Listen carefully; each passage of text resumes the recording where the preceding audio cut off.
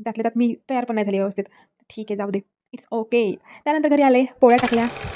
पप्पाला आणि प्रतापला वाढलं जेवायला आणि त्यानंतर एक एक असतं ना, की 5 तरी बायका भेटल्या पाहिजे सुगड्यांची पूजा करण्यासाठी. पण या ठिकाणी आले आणि असं वाटलं की यात्रा.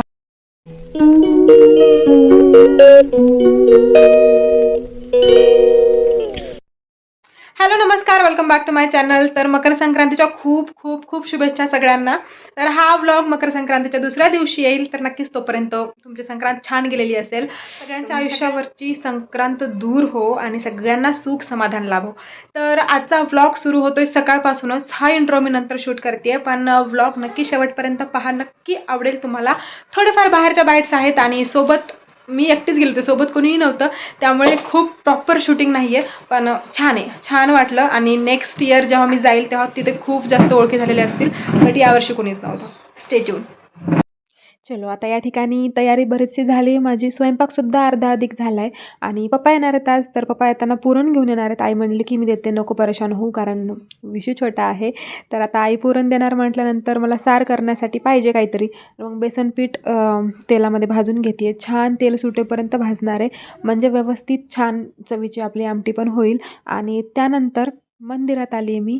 मंदिरात आले तर खरी, पण येताना असं वाटलं की कुणीच नसणार आहे तिथं, किंवा मग मंदिर आहेच की नाही जवळपास कुठं, आणि खूप दूर गेलं तर तिथं कुणी असेल की नाही. म्हणजे म्हणजे मला असा प्रश्न पडला होता, कुणी असेल की नाही, इन द सेन्स की त्या मंदिरात मी जाईल त्या टाईमला गर्दी असेल की नाही. एक एक असतं ना, की 5 तरी बायका भेटल्या पाहिजे सुगड्यांची पूजा करण्यासाठी. पण या ठिकाणी आले आणि असं वाटलं की यात्रा. तुम्ही माझा अवतार पाहू शकताय. मला असं झालं ना, की मी सकाळी तयार झाले होते, त्यानंतर 1-2 व्हिडिओ शूट केले, हे ते. तर म्हटलं आता ठीक आहे, जाताना टचअप पण करायची काही गरज नाही आहे, कारण माहिती नाही तिथं कोणी असेलच की नसेल. आपल्याकडे कोण पाहणार आहे आपण कसंही गेलं तरी. आणि तिथं गेल्यानंतर असं झालं की मी थोडीशी तयार व्हायला पाहिजे होती अजून. थोडंसं अजून टचअप करायला पाहिजे होतं.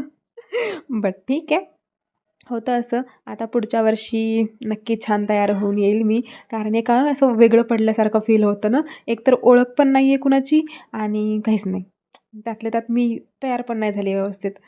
ठीक आहे, जाऊ दे. It's okay. त्यानंतर घरी आले, पोळ्या टाकल्या. पप्पाला आणि प्रतापला वाढलं जेवायला आणि त्यानंतर ते गेले थोड्या वेळात लगेच. पण आज संक्रांत आहे, तर संक्रांतीची कथा तर आपल्याला माहिती असेल बऱ्याच जणींना. ज्यांना माहिती नसेल त्यांनी आज ऐका. एक छोटीशी फक्त 2 ओळींची कथा आहे.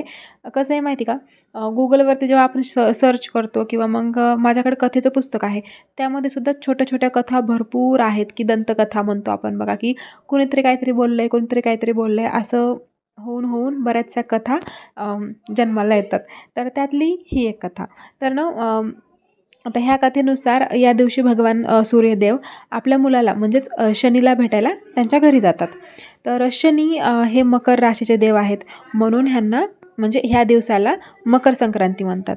आता ज्या दिवशी भगवान सूर्यदेव त्यांच्या मुलाला शनी देवांना भेटायला गेले, त्या दिवशी, म्हणजेच तो आजचा दिवस मकर संक्रांतीचा. मकर संक्रांती हे नाव का पडलं, कारण शनिदेव हे मकर राशीचे देव आहेत म्हणून. तर ही छोटीशी कथा आहे, पण अशा प्रकारच्या 7 ते 8 कथा तुम्हाला सलग मिळतील एखाद्या पुस्तकात सुद्धा, किंवा आपल्या गुगल देवांकडे सुद्धा. त्यामुळे भरपूर कथा आहेत. माहिती नाही कुठली खरी आहे, कुठली नाही आहे. या ठिकाणी ना अजून एक कथा होती बघा, की गंगादेवी अवतरल्या धरतीवरती, आश्रमामध्ये कुठल्या तरी. आय थिंक, मला नाही आठवतं एवढं विशेष. पण त्या ठिकाणी त्यांच्या म्हणजे जलाच्या स्पर्शाने कितीतरी देव, म्हणजे एका स्वामींचे कितीतरी मुलं हे श्रापमुक्त झाले. आता ही कथा खूप मी आधी ऐकली होती, तर मला थोडी थोडी आठवते आहे. चुकलं असेल तर आय एम सो सॉरी. जर कोणाला माहिती असेल तर ते कमेंट बॉक्समध्ये सांगा. तर अशी ही कथा. यामुळे मकर संक्रांती आपण साजरी करतो किंवा केली जाते. तर चलो, स्टे ट्यून, व्लॉग शेवटपर्यंत पहा.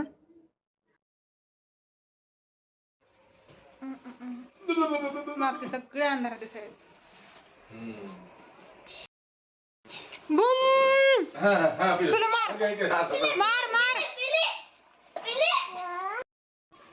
पूजा वगैरे करून आली, पप्पा पण गेलेत, आणि आता घरात फक्त साहेब, मी आणि रिहू, आम्ही 3 आहोत. आणि घराचा गेलाय कबाडा पूर्ण. घराने बघा सकाळी मी आवरून गेलेले, पूर्ण पूर्ण आवरून गेलेले आणि मी येईपर्यंत हे सगळं करून ठेवलंय साहेबांनी. विशुड्या, काय केलंय हे? काय केलंय? काय केलंय? ओके. तर चला आजचा व्लॉग मी या ठिकाणी थांबवते, कारण खूप पसारा पडलाय. मी ते सगळं आवरते आणि उद्याचा व्लॉग पण अजून एडिट करून टाकायचा बाकी आहे. खूप उशीर होणार आहे आज. 1:30 वाजता व्लॉग नाही येणार आहे भोगीचा, थोडासा उशिरा येईल. 6 वाजता कदाचित आला असेल. तुम्हाला तो नसेल पाहिला तर जाऊन पहा आणि आवडला असेल तर लाईक शेअर सबस्क्राईब करा. तर चला आजचा व्लॉग या ठिकाणी थांबवते. उद्या परत भेटूया ह्याच टाईमला, म्हणजे दुपारी 1:30 वाजता. तोपर्यंत स्वतःची काळजी घ्या. Bye bye. विशुड्या बाय. विशुड्या बाय. विशुड्या बाय. बाय.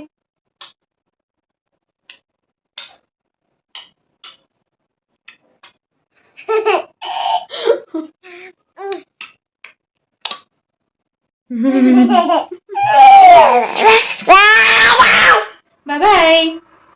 Bye bye. हा मोठा साहेब आहे की लहान साहेब? ओके, तू मोठा साहेब आहे.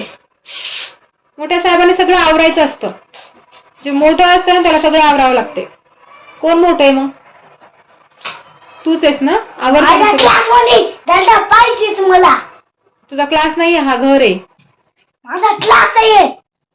शांतपणे बोलायचं. साहेब असेच बोलत असतात. साहेब असे नसतात ओरडत, आणि जे ओरडत असतात ना ते साहेब नसतात. कळलं का? मोठा साहेब आहे ना. अरे साहेब असतात ना ते शांतपणे बोलतात, व्यवस्थित बोलतात, आणि जे जोरात बोलतात ना ते साहेब नसतात. आता कोण आहे? मी साहेब नाहीयेस मग.